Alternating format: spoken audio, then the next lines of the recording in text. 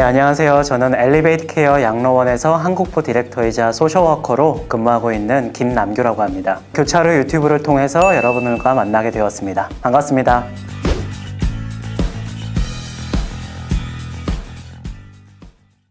우선은 3월부터 팬데믹으로 인해서 이제 요양 시설들이 모두 락다운 조치로 이제 임시 폐쇄가 결정이 되었고, 직원들을 제외한 모든 방문객들, 가족들이 이제 출입일 금지가 되면서 계속해서 좀 확진자가 이제 증가하는 추세인 것 같아요. 무엇보다 요양시설은 집단 감염의 우려가 있고 또 워낙 취약계층들이 많이 있다 보니까 사망자가 전체 일리노이 요양시설, 전체 일리노이의 55%까지 차지하고 있다라는 통계가 나오고 있고, 네, 요양원에서만.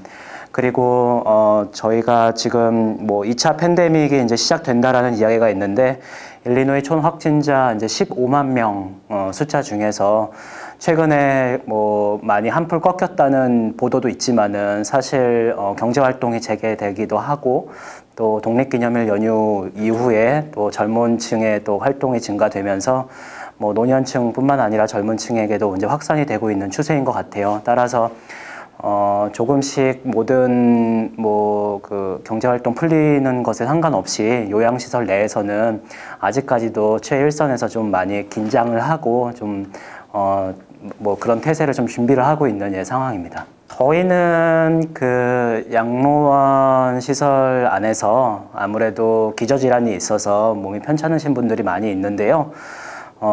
지금 확진자의 전체 통계는 그 일리노이 퍼블릭 헬스 웹사이트에서 전체 공개가 되고 있는데, 현재까지 발표된 자료에 따르면은 전체 확진자가 11명이 발생을 했습니다. 하지만 이 숫자는 그분들이 현재 지금 계시고 있다는 것은 아니고요.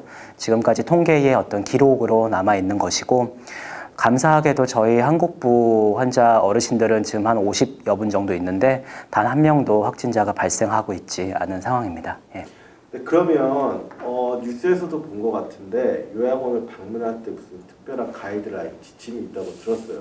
그것과 더불어 현재 그 요양원에서 아침마다 뵈니까 이렇게 회의도 하시고 매번 네. 하시는 것 같더라고요. 네네. 뵀는데 어떤 지침들이 또 직원들에게 내려지고 이런 것들 전반적으로 한번 말씀해 주실 수 있을까요? 제일 중요한 거는 사실은 초반에는 이런 지침들이 그 문서로만 있고 실제로 시행이 되지는 않았어요. 왜냐하면 아무도 경험해보지 않은 모두의 큰 위기였으니까. 그래서 위기관리 대응 능력의 큰 시험대에 오르기도 했었는데요.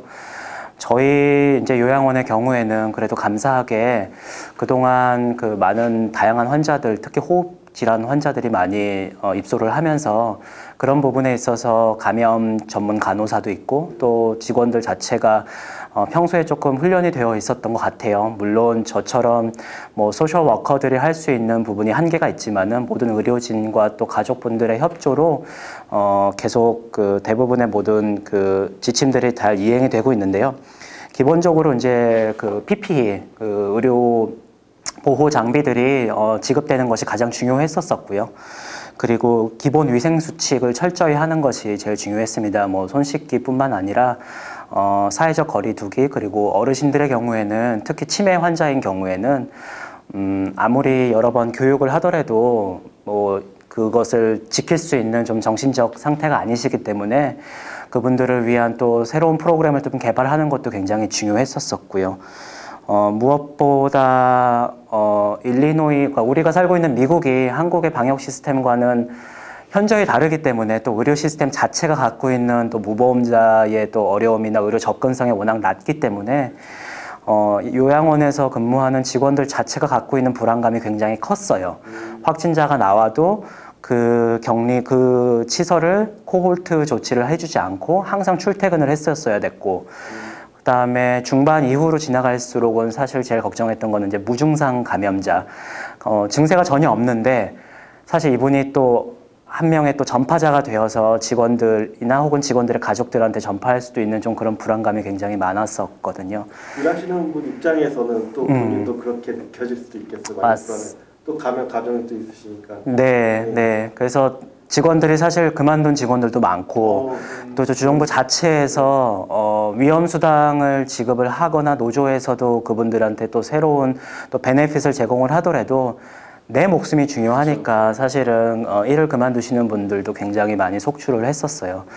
그래서 지난 4개월을 조금 돌이켜 보면은 이 어려움을 좀 극복할 수 있었던 거는 정말 사실 직원들의 헌신도 굉장히 중요했었고요. 또 가족분들의 협조도 너무 감사했고요. 무엇보다 경영진이나 의료진들이 갖고 있는 이 사태를 극복하겠다라는 좀 확고한 의지와 좀 경험과 노하우가 잘 맞아떨어져서 위기를 그나마 한 차례 좀 극복할 수 있지 않았을까 그렇게 생각합니다.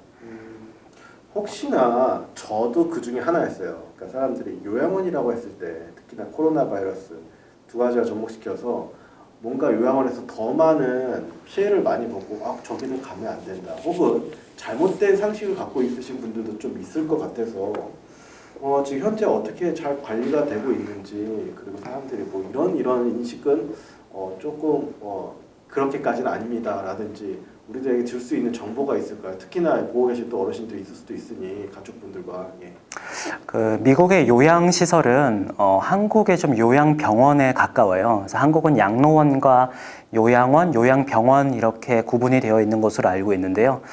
저희 한국부가 있는 일리노이 안에 시카고 지역의 한 6, 7개의 모든 요양원들은 대부분 좀 의료 시술까지 진행할 수 있는 요양병원에 굉장히 가까운 편인데요.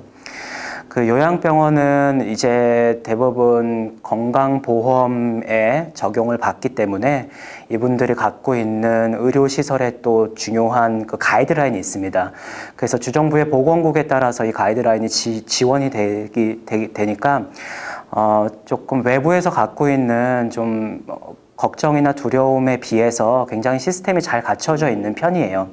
특히나 저희 엘리베이터 케어 양로원의 경우에는 이제 한국부 안에 한국 간호사님들, 그다음에 운동 치료해 주시는 분들, 뭐 식사 준비, 그다음에 액티비티 소셜 워커까지 모두 한국어를 사용하시는 직원들이 있기 때문에 어르신들의 경우에 갖고 있으실 수 있는 조금 불안감이나 좀 우울감들을 좀 해소할 수 있는 찬스들이 많이 있고요.